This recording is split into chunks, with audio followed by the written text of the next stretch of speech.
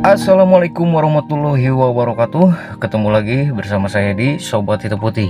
Seperti biasa kita berjumpa kembali dalam dongeng tentang dunia seputar rawatan dan keluhan pada burung kacer. Oke sahabat-sahabatku, pada kesempatan kali ini kita akan membahas satu pertanyaan tentang burung kacer. Tapi kali ini berkaitan dengan masalah buah-buahan. Karena memang ada sebagian kacer yang suka makan buah-buahan. Kacer yang selama ini kita kenal, kita memberikan ekstra puding seperti serangga, jangkrik, ulat hongkong, dan kroto. Nah, ada juga yang memang makan buah-buahan. Pertanyaan ini datang dari sobat kita dengan nama akun Mrs. Musniati.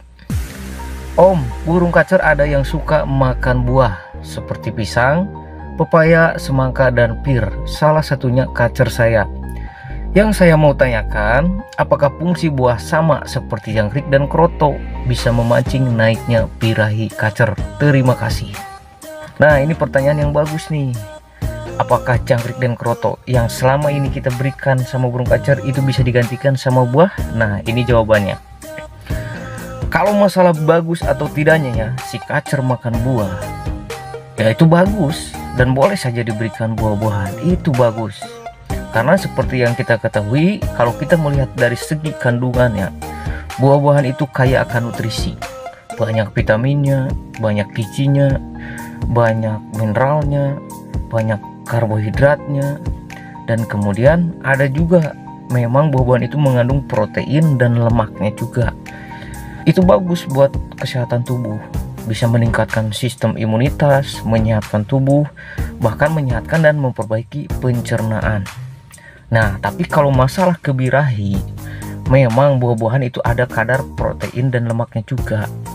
Apalagi ini buah pepaya dan buah pisang nih, yang sering diberikan pada burung, misalkan burung cuca ijo, burung terucuk, kutilang. Itu buah pepaya dan buah pisang itu memang mengandung kadar protein dan kadar lemak juga. Nah, jadi apakah bisa memancing birahi atau menaikkan birahi? Nah, kalau masalah ke birahi, memang buah itu mengandung protein dan lemak juga, tapi sangatlah rendah dibandingkan dengan jangkrik dan kroto. Nah, kandungan proteinnya itu sangat rendah. Nah, dan apalagi ini buah pir, semangka, yang seperti yang dibilang Mas Musniati ini. Burung kacernya suka makan buah pir dan semangka katanya. Buah pir dan semangka itu sifatnya dingin dan banyak kandungan airnya. Memang buah ini mengandung protein dan lemak juga, tetapi sangatlah rendah. Jangankan dibanding dengan jangkrik dan kroto atau ulat hongkong ya, dibandingkan dengan pepaya juga atau pisang, buah pir dan semangka atau apel atau timun, itu lebih rendah lagi kandungan protein dan lemaknya. Makanya kalau misalkan orang-orang mau diet itu makan buah-buahan, buah yang kadar proteinnya dan kadar lemaknya itu rendah. Jadi kalau hanya menggunakan buah-buahan mungkin dapatnya lama, apalagi buah yang sejenis pir dan semangka itu sangat rendah atau minim protein. Sementara yang dibutuhkan untuk cepat meningkatkan birahi itu kan dari protein. Saya kan pernah bahas birahi itu dibentuk dari ekstra puding, yaitu dari protein. Kalau orang Sunda nih biasanya bilang si kacer itu memerlukan yang hanyir-hanyir, memerlukan yang amis-amis dari protein. Saya pernah membahas di video sebelumnya kalau birahi ini dari protein.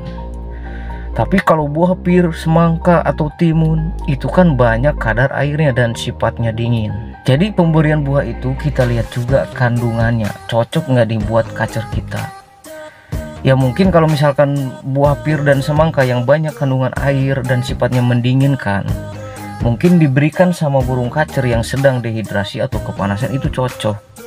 Tapi coba nih, kalau misalkan diberikan pada kacer tipe python rendah atau tipe python itu lebih rendah lagi, kita berikan jur buah-buahan yang sifatnya mendinginkan dan banyak kadar airnya itu. Nah, kemungkinan si kacer itu malah hilang fighternya. Nah, ini bisa jadi sama nih fungsinya sama kroto. Kroto itu kan banyak kandungan airnya.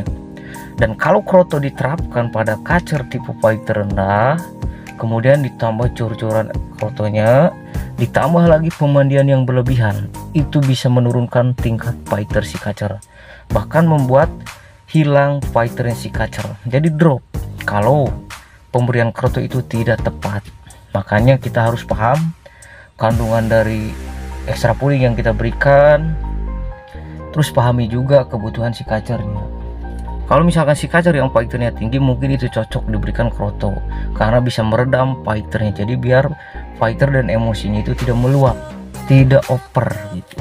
Nah, begitupun untuk memberikan buah-buahan, kita pahami juga kandungannya, kita pahami juga cocok nggak sama burung kacer kita ini. Nah, kemudian buah pisang dan pepaya itu mungkin cocok untuk kacer yang biasanya itu mencret atau misalkan kurang gemuk juga ya, itu bagus. Nah, coba kalau misalkan kacer yang kurus nyilet, itu dikasih buah-buahan yang banyak mengandung kadar airnya, misalkan buah pir, semangka atau timun, ya mungkin yang terjadi si kacer malah tambah kurus kan gitu. Memang sudah tidak aneh ya sebenarnya kalau kacer makan buah-buahan, apalagi buah pisang, buah pepaya, itu sebenarnya sudah tidak asing lagi. Karena memang sebenarnya burung kacer, burung kutilang, burung cucak hijau, burung trucuk itu bisa dibilang hampir sama satu jenis. Dan memang di alam liar itu burung kacer selain makan serangga, ulat, cacing tanah, burung kacer itu suka makan juga buah-buahan seperti pisang, pepaya, buah apel, jeruk, buah mengkudu, bahkan mentimun juga. Bahkan saya pernah lihat burung kutilang itu makannya cabai, bukan cuma buah-buahan. Saya pernah lihat. Nah, di alam liar kacer itu mencari makan sesuai kebutuhan dia melalui instingnya sendiri. Misalnya gini, ketika kacer membutuhkan makanan yang berserat dan mengandung banyak lemak serta bisa menaikkan suhu tubuhnya, mungkin yang dipilih si kacer itu ulat, karena itu yang dibutuhkan.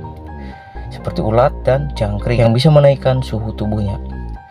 Tapi ketika kacer memerlukan atau membutuhkan makanan yang berserat tinggi dan mengandung banyak kadar air, biasanya dia itu mencari kroto atau cacing tanah. Nah, kalau misalnya tidak ada kroto atau sejenis serangga, dia itu makan buah-buahan. Nah, buah-buahan itu karena mengandung banyak kadar airnya juga.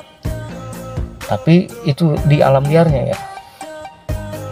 Jadi boleh diberikan buah-buahan, apalagi sesuai dengan kebutuhan si kacernya. Tapi kita lihat dulu kandungan dari buah tersebut, apakah cocok sama kacer kita atau tidak. Ini sama pemberiannya seperti saat kita memberikan extra puding. Fungsi jangkrik itu untuk apa, fungsi ulat hongkong untuk apa, dan efeknya seperti apa. Fungsi kroto untuk apa dan efeknya seperti apa, kandungannya seperti apa, kan gitu. Nah, jadi buah-buahan itu sangatlah bagus, tetapi coba sesuaikan dengan kebutuhan si kacernya. Ya mungkin bisa saja si kacer itu sehat dan gacor ya dengan makan buah-buahan. Tapi kalau misalkan pemberiannya tidak tepat, tidak sesuai yang dibutuhkan si kacer, itu kemungkinan si kacer itu malah tidak bagus juga. Ya secara sehat dan gacor ya mungkin sehat dan gacor gitu ya.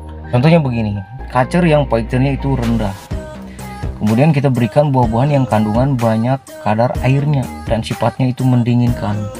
Kita berikan jor buah itu, kemudian ditambah lagi pemandian yang berlebihan. Nah, kacer yang fighter rendah itu bisa jadi kehilangan fighternya. Nah, sama nih pada extra puding yang umumnya ini seperti kroto nih. Kalau kroto diterapkan pada kacer yang fighter rendah secara berlebihan, kurangnya penjemuran, ditambah lagi pemandian yang berlebihan, maka biasanya malah drop fighternya. Oke, jadi itulah pembahasan kita kali ini. Semoga informasinya bermanfaat untuk sobat semuanya. Sampai ketemu di pembahasan selanjutnya. Tetap ikuti dan terus terhubung bersama saya di Sobat Hitam Putih, tempat dan sobatnya para pecinta kacer.